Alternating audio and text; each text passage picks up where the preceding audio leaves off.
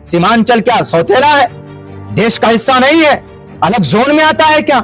सिर्फ इसलिए आप नजरअंदाज करते हैं कि यहाँ पर थोड़ी सी मुसलमानों की तादाद ज्यादा होती है और आप बेवकूफ मुसलमानों को समझते हैं कि बेवकूफ हमेशा मुसलमान बन जाते हैं।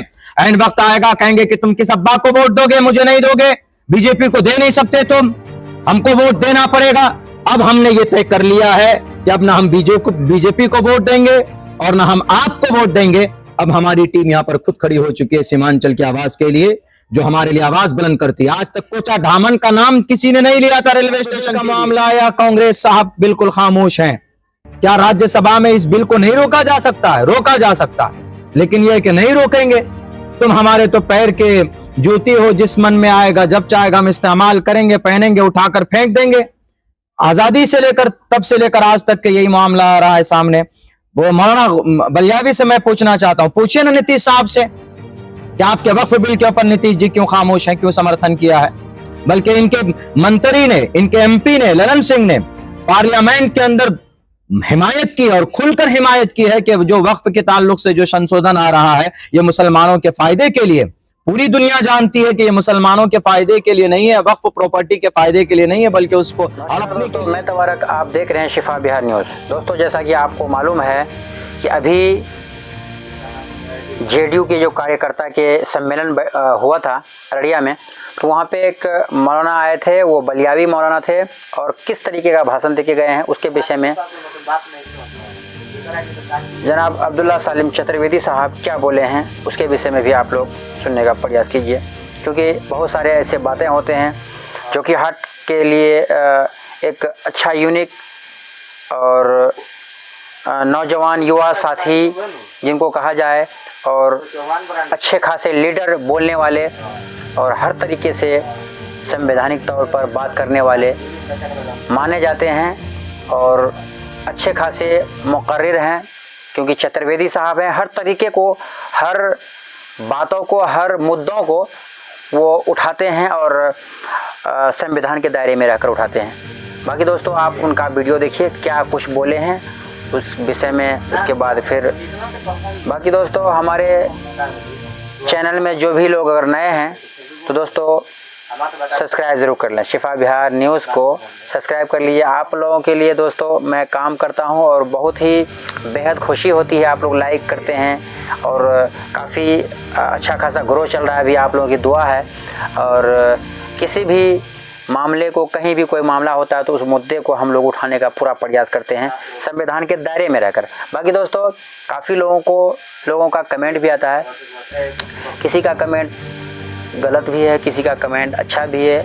बाकी जिनको जो अच्छा लगता है वो कमेंट करते हैं दोस्तों, उसके विषय में मैं कुछ भी नहीं बोल सकता। मैं किसी को गलत भी नहीं कहूँगा, और जहाँ तक हो सकता है मुझसे कोई गलती होती है तो आप मुझे सजेशन दे सकते हैं, कमेंट कर सकते हैं कि भाई ये पार्ट ऐसा था, ये पार्ट वैसा था, मैं उसको पूर्ण तरीके से सुधारने का प्रयास करूँगा।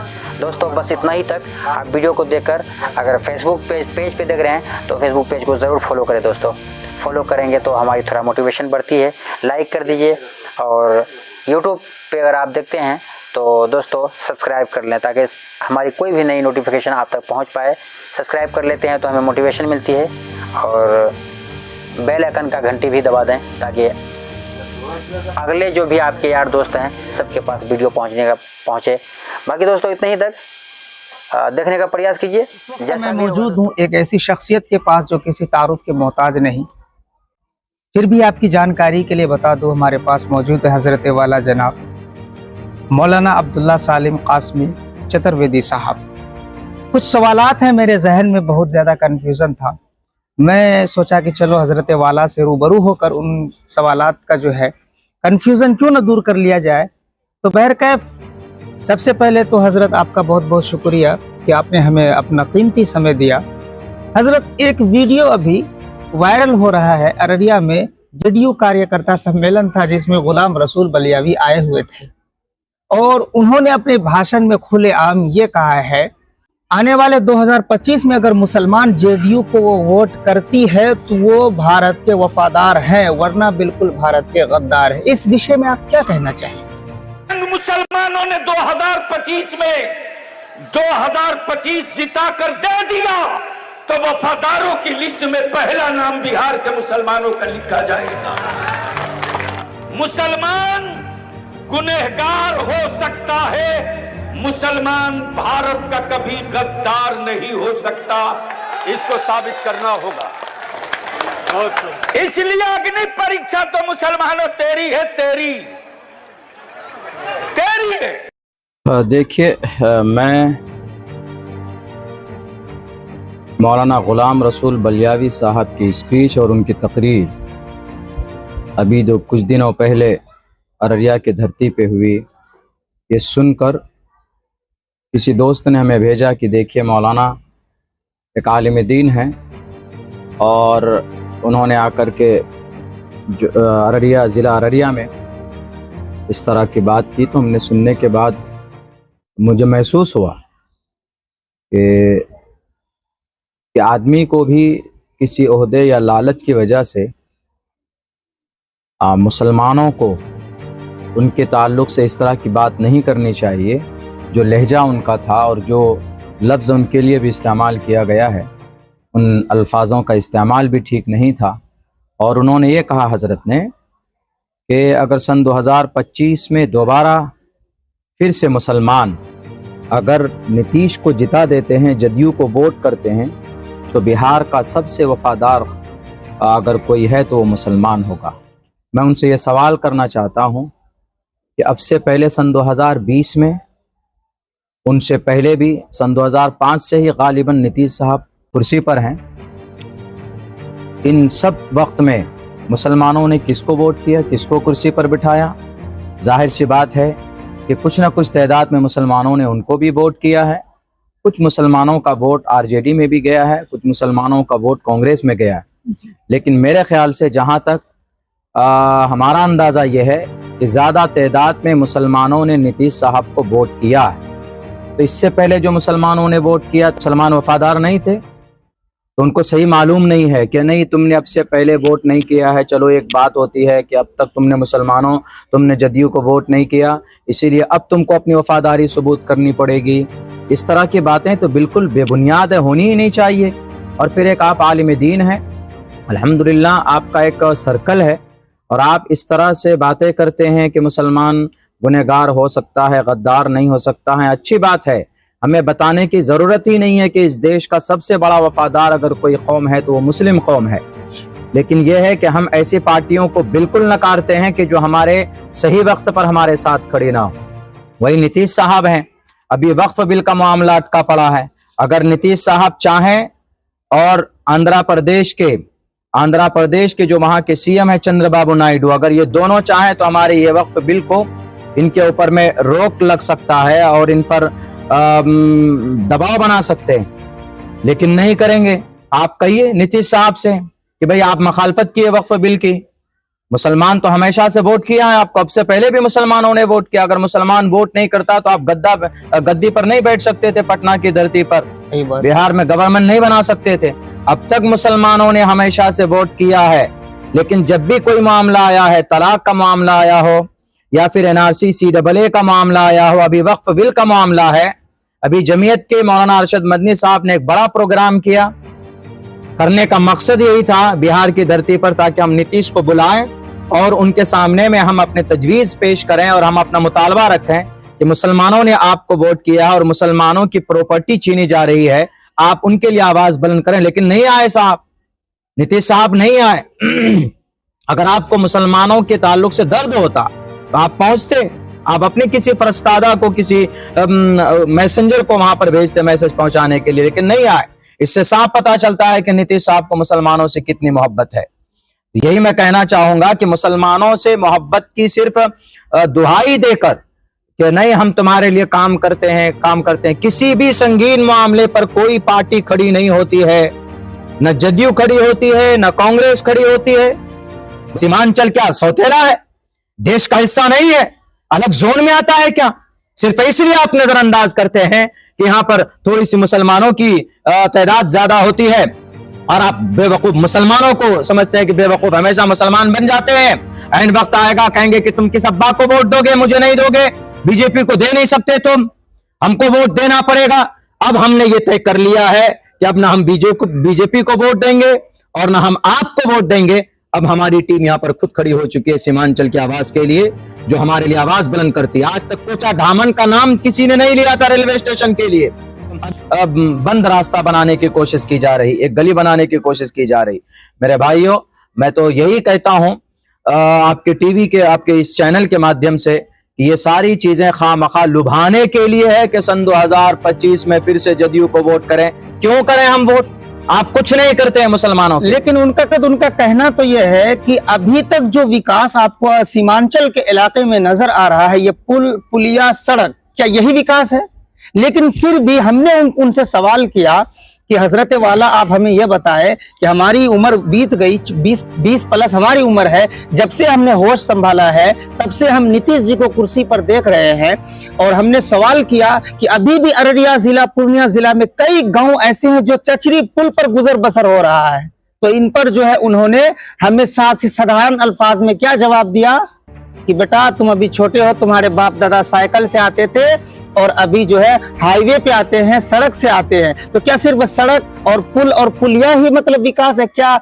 मेडिकल कॉलेज है या और भी, जैसे मान लीजिए जैसे हमारे यहाँ के बच्चे बाहर जाते हैं मजबूरन, और मजदूर लोग बाहर जाते हैं कमाने के लिए, क्या ये सब विकास में नहीं है सर? देखिए, ऐसा है कि वो कुर्सी पर बैठे हैं तो उनकी जिम्मेदारी है, और जिम्मेदारी सिर्फ यह है कि एक हाईवे बना देना, ये जिम्मेदारी नहीं है कि एक पीडब्ल्यूडी का सड़क बना देना, ये जिम्मेदारी नहीं है। जिम्मेदारी है हर गांव और गली के अंदर सड़क होना चाहिए। आप चले जाएंगे हमारे जोकीहाट विधानसभा में, दक्षिण बेल्ट में कई साल के बाद चौकता इसरवा का जो रास्ता है वो पुल बना, कई साल के बाद, 20, 25, 30 साल लग गए उनको वो बनने में। मेरे ख्याल से पता नहीं कब का था वो टेंडर या कब का था वो मैटर, अभी बन करके वो किसी तरह दबाव, वहाँ के लोगों ने किस तरह से परेशानी बर्दाश्त की और उन्होंने प्रोटेस्ट एहतजाज वगैरह किया कि भाई हमारा पुल नहीं तो हम वोट नहीं देंगे, तो वो फिर वजूद में आया। अब भी कई हमारे अररिया जिला के अंदर, सीमांचल में तो कई बस्तियां ऐसी, किशनगंज चले जाएं आप, हमारे अररिया जिला में दक्षिण बेल्ट में हम चले जाएं, इधर तारन के तरफ चले जाएं और झमटा के तरफ चले जाइए, वहां पर जो मुनासिब रास्ता और मुनासिब जो धार में जो कलभट होना चाहिए या पुल का जो जरूरत है वो होनी चाहिए, अभी भी नहीं है। बुनियादी सहूलत नहीं है। सिर्फ हाईवे दिखा करके आप वोट लेना चाहते कि हमने हाईवे बना दिया, हमने ये कर दिया, हमने वो कर दिया है। गांव देहात में चले जाएंगे, जमीनी सतह पर लोग अब भी बहुत ज्यादा परेशान हाल है रास्ते को लेकर के। खैर ये चलिए, मैं खुद किशनगंज के एक इलाके में था, वहां पर हमने देखा कि गांव की सड़क है, इतने बड़े बड़े पत्थर है उस सड़क के ऊपर में, तो वहां निर्माण हो गया।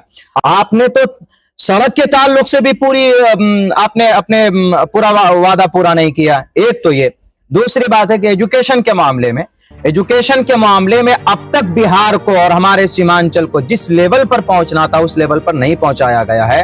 क्यों? सरकारी स्कूल तो है, ढंग का तालीम नहीं है, वहां पर सिर्फ खिचड़ी बंटता है।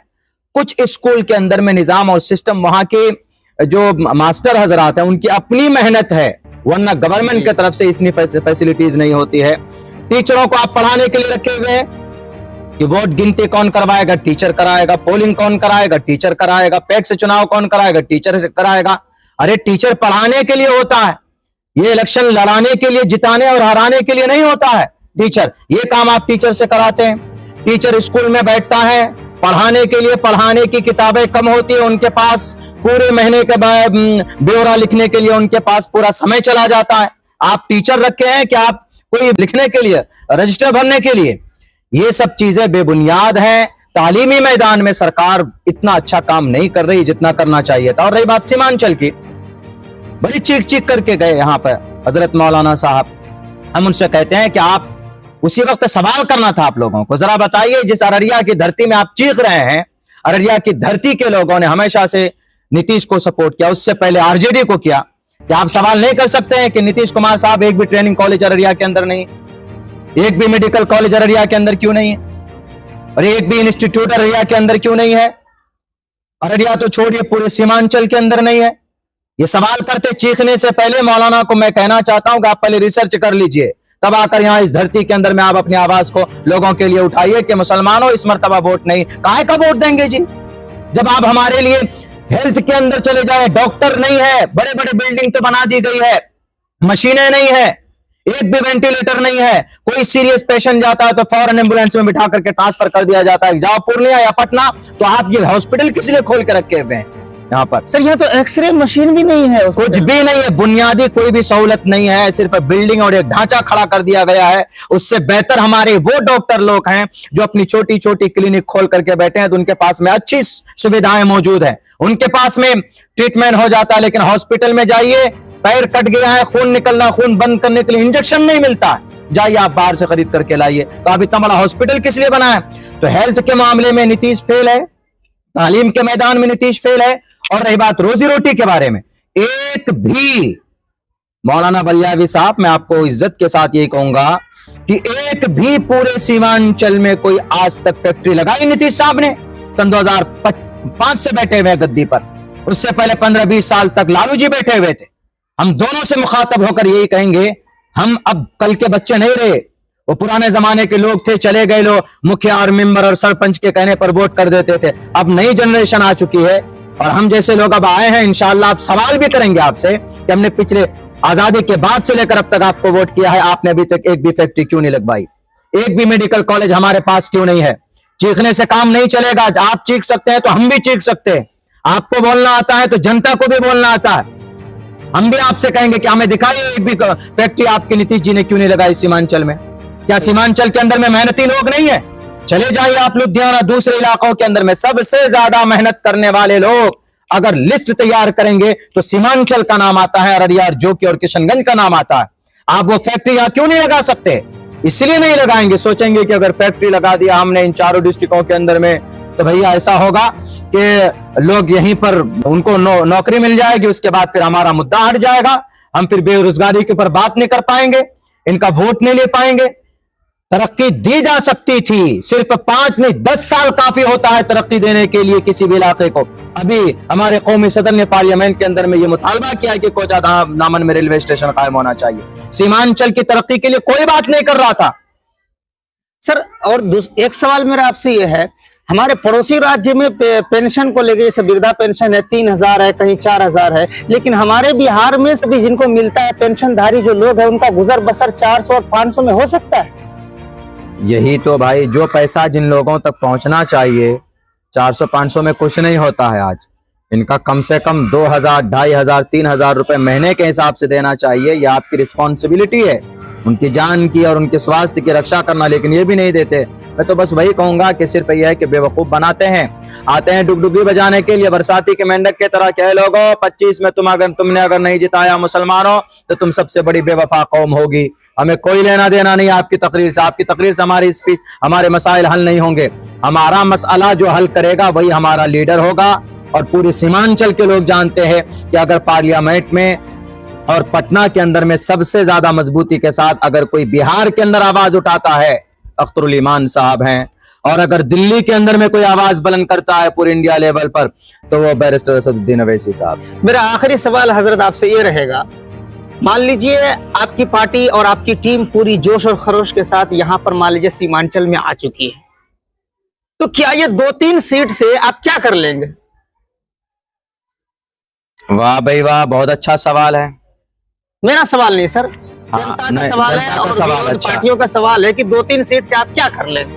देखिए, राजनीति में 2-3 तो बहुत हो गई, एक सीट भी बड़ा मायने रखता है। अभी देखेंगे आप कि मोदी जी, बीजेपी, किसी के सामने मोदी जी वन मैन आदमी है, वो किसी की नहीं, वो खुद है, सब कुछ अपने में सब कुछ है। लेकिन अगर मोदी जी ने, मिस्टर प्राइम मिनिस्टर ने किसी को दूल्हा बनाया है तो वो कौन आदमी है? नीतीश कुमार जी। क्यों जी? नीतीश के पास 100 सीट है या 50 सीट है? नहीं, सिर्फ 12 सीट है। 12 सीट की वजह से वो दूल्हा बन सकते हैं, तो हम 12 सीट ला करके भाई बिहार के अंदर में हम दूल्हा क्यों नहीं बन सकते? हम भी बन सकते हैं। तो राजनीति में एक सीट भी मायने रखता है। अगर यही एक सीट वाला आदमी अख्तरुल ईमान अगर सीमांचल के लिए हमेशा हर सदन में आवाज बुलंद करता है तो मेरे लिए उन 70-75 सीट वालों से ज्यादा बेहतर है कि जो खामोश बैठे रहते हैं, कुछ नहीं बोलते। वक्फ का बिल आएगा एकदम बैठे रहेंगे। जी बिल्कुल। हालांकि राहुल गांधी हमारे विपक्ष नेता है, हमने अभी तक नहीं देखा कि वो इस मामले में खड़े होकर कुछ बोले हो। तो यही तो मैं कह रहा हूं ना कि भाई हमारे लिए एक ही है, लेकिन अगर आवाज लगाने वाला, हमारे हक की बात करने वाला है, तो हमारे लिए वही एक काफी है। और मैं लोगों से कहना चाहूंगा, आप इसमें मत पड़िए कि भाई आज सरकार किसकी बन रही है, किसकी नहीं बन रही है। आप लोकल लेवल पर देखिए कि भाई आपकी आवाज सीमांचल में कौन बुलंद कर रहा है, कौन सी पार्टी बुलंद कर रहा है। और अगर आप 25-30 सीट जिता कर देते हैं तो बिहार वाले आपको सजदा करेंगे कि सीमांचल वालों, MIM के लोगों, आपके पास 20 सीट है, सरकार बनानी है। ठीक है, कोई बात नहीं, सरकार बनाइए, लेकिन हमारा जो मुद्दा है 12.5 लाख हमारे जो कुलैया बिरादरी है सीमांचल के अंदर, इनको नौकरी 15-16 हजार मिलनी चाहिए, तो आपने 5,000 नौकरी में छोड़ दिया इनको।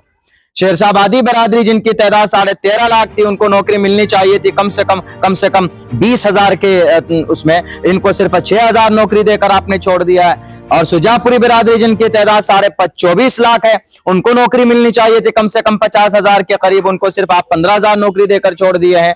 अगर आपके इस हक को कोई दिला सकता है सीमांचल वालों को और बिहार वालों को, कहूंगा तो ये सिर्फ मजलिस आपको दिला सकता है। इसलिए कि ये आंकड़ा अगर किसी ने आप लोगों के सामने इसके ताल्लुक से बात की है तो मजलिस वाले हैं, अख्तरुल ईमान साहब हैं। इसलिए इनको मजबूत कीजिए, और आपके बिना गवर्नमेंट नहीं बनेगी पटना के अंदर। बहुत बहुत शुक्रिया हजरत कि आपने हमें अपना कीमती वक्त दिया। एक लास्ट मैसेज आप अपने चाहने वालों को कर दें। आपके चाहने वाले बहुत ज्यादा परेशान हैं आगामी चुनाव को लेकर, आप उनको क्या थोड़ा बहुत मुख्तसरन कुछ मैसेज दे दें। देखिए, मैं यही कहूंगा, अभी चूंकि कुछ दिनों पहले पार्टी में एक नए सियासी शख्स का उन्होंने इंतखाब पार्टी का किया और पार्टी में जुड़े हैं। बहुत से लोग परेशान कर रहे हैं कि मौलाना उनका टिकट फाइनल हो गया आपका। मैंने कहा, अरे भाई, टिकट का कोई मामला ही नहीं है। पार्टी को हम कैसे कामयाब करेंगे सीमांचल में, जोकी में, अररिया में, उस ताल्लुक से जितने भी लोग आए पार्टी में जुड़ें और मुकम्मल वफादारी के साथ, उस ताल्लुक से पार्टी मेहनत कर रही है, काम कर रहे हैं लोग। हमसे भी बड़े बड़े लोग हैं, ज्यादा सीनियर हैं, ज्यादा समझदार हैं स्टेट लेवल पर, वो पार्टी में आ रहे हैं लोग। और अच्छी बात है, जितने भी लोग आए अफराद शादी हो तो और ज्यादा अच्छी बात है। इलेक्शन का वक्त आएगा, उस वक्त पार्टी का जो बेहतर फैसला होगा और जो बेहतर होगा इंशाअल्लाह उस पर हम लोग अमल करेंगे।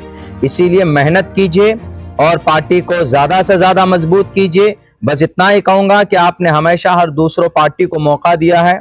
आपने अल्हम्दुलिल्लाह सन 2020 के अंदर उम्मीद से कहीं ज्यादा रिजल्ट दिया है, लेकिन यही कहूंगा कि वो लोग अगर रहते तो कुछ भला होता, लेकिन रहे नहीं, मौका नहीं दिया आवाम की खिदमत का। इस मरतबा 25 के अंदर भी इंशाअल्लाह हम लोग पूरी तैयारी के साथ आ रहे हैं, मजलिस आ रही है। मौका दीजिए, अच्छे लोगों का इंतखाब होगा और अच्छे लोग आएंगे तो इंशाअल्लाह आपकी आवाज को बुलंद करेंगे और इसको मजबूती तक दूसरों तक पहुंचाइए।